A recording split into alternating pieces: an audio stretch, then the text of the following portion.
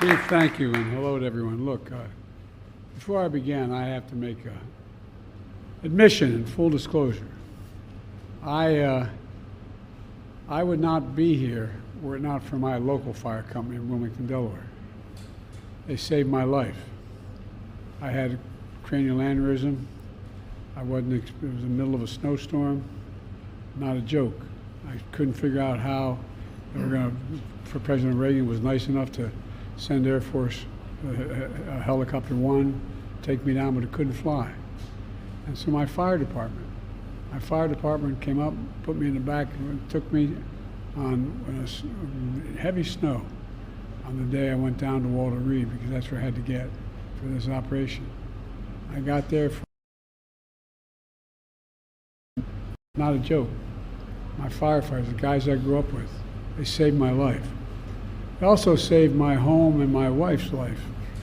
When I was away, it was the last day that the most famous guy doing Meet the Press in Washington, D.C., and I was doing the program.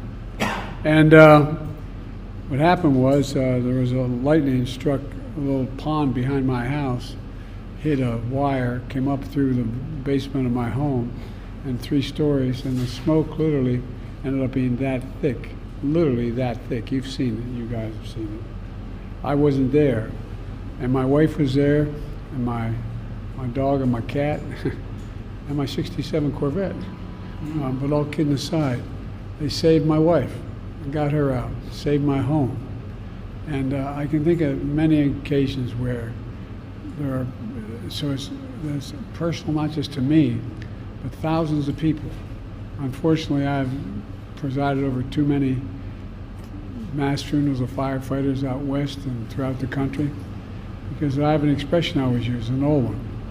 God made man, then he made a few firefighters. You're all crazy. You're all crazy, and I love you for it. I grew up in Claymont, Delaware, after we moved down from Scranton, Pennsylvania, across from Fire Hall. And all my buddies either became, I went to a little Catholic school across the street, Holy Rosary. All my friends either became cops, firefighters, or priests. Here I am. So, Governor Shapiro, Josh, thanks. You've been a great friend. And Jim, I'm going to miss you, pal. You've been not only a great mayor, but a great personal friend to me. Thank you very much. And Ed Kelly, every time there's a real issue, Ed's there, standing next to me.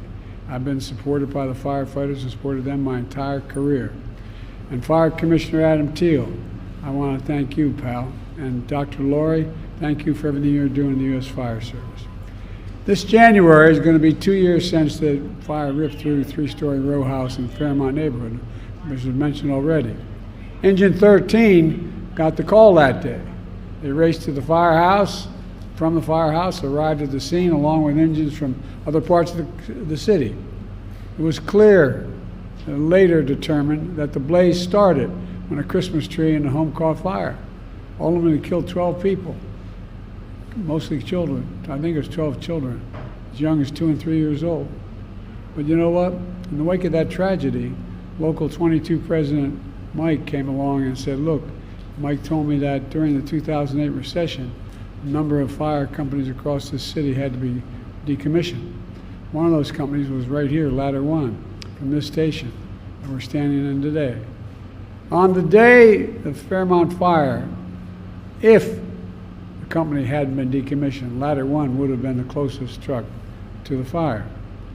God only knows whether it would have been able to get there that much earlier to save lives, would have responded, but maybe save some lives. When I spoke to the city officials here, I told them everything I could. I'd do everything I could to bring back Ladder 1 back into service, as well as others. During the pandemic, we invested $350 billion in the American Rescue Plan and in my administration. States and cities could use it to keep firefighters in the job, including here in Philly. I also signed a budget providing $360 million each for both assistance to firefighters grant program and a safer grant program, for hundreds of emergency response vehicles and thousands of protective equipment called turnout gear. I included money for critical cancer research screening, because that's the cause of death of most firefighters because of exposure to toxic exposure on the job. And helped put almost 1,200 more local firefighters in the field across the country.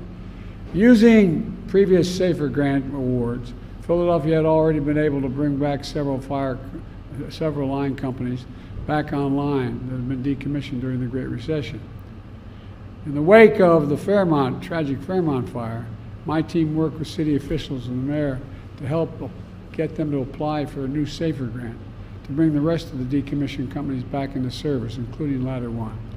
As a result, the city just got an additional $22 million to fund salaries and benefits for 72 firefighters. On January 8, new firefighter cadet class is entering the academy, supported by this grant. And starting today, for the first time in nearly 15 years, this neighborhood once again has a ladder company on call 24 hours a day, 365 days a year, ready to keep them safe. Mike, I kept my promise and got the job done. Now, you all heard me say before, God made man, but he also made a few firefighters. The overwhelming human instinct is to run away from danger. I think the most frightening thing anybody could do is run into a fire. Almost anything else is less consequential. But when the bell rings, you all just run toward it. And you put your gear on, you jump in the truck, and you do what you got to do.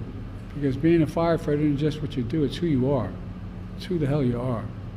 And we know that's what produces firefighters, and the only thing that protects firefighters is more firefighters. Let me say it again. The only thing that protects firefighters is more firefighters. Good equipment, obviously, but more firefighters.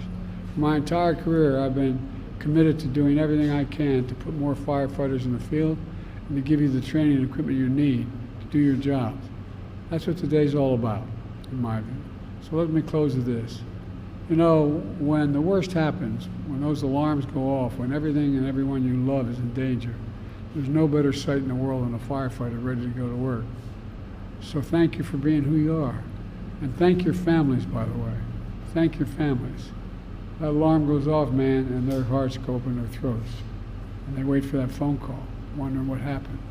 There's so damn many of you have given your lives across the country. So many of you. So I can't thank you enough. I think you're the thing, you and the medics that travel are the most consequential people in the community. So thank you, thank you, thank you. And I promise you, we're not stopping here. We're going to keep going. Thank you, thank you, thank you.